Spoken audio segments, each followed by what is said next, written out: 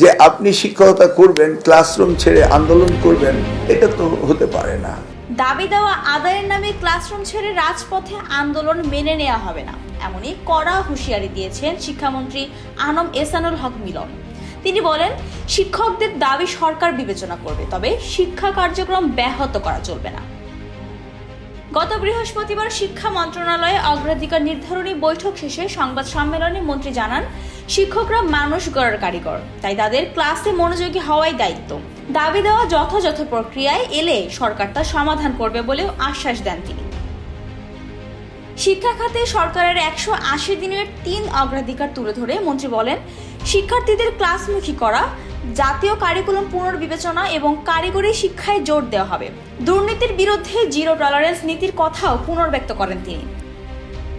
জীবন অবাক না করলে কে করবে? 28% মিল্ক ফ্যাটের অবাক করার সাথে ফ্রেশ মিল্ক পাউডার, জীবন অবাক করুক প্রতিদিন। এছাড়া বদলি বাণিজ্য বন্ধ, অ্যাপস ভিত্তিক প্রশাসন, মানসম্মত বই সময়মতো বিতরণ এবং সিন্ডিকেট মুক্ত ব্যবস্থা করার প্রতিশ্রুতি দেন তিনি। ইংলিশ মিডিয়াম স্কুলগুলোকে সরকারি নিয়ন্ত্রণে আনা এবং অননুমোদিত ও ঝুঁকিপূর্ণ স্থানে স্কুল পরিচালনা বন্ধের কথাও জানান তিনি। আসন্ন এসএসসি পরীক্ষা সুষ্ঠুভাবে সম্পন্ন করার প্রতিশ্রুতির কথা জানিয়ে শিক্ষামন্ত্রী বলেন, শিক্ষা খাতে শৃঙ্খলা ও স্বচ্ছতা ফিরিয়ে এনে একটি আধুনিক ও জবাবদিহিমূলক ব্যবস্থা গড়ে তোলাই সরকারের লক্ষ্য। Desk report, Bangladesh bulletin.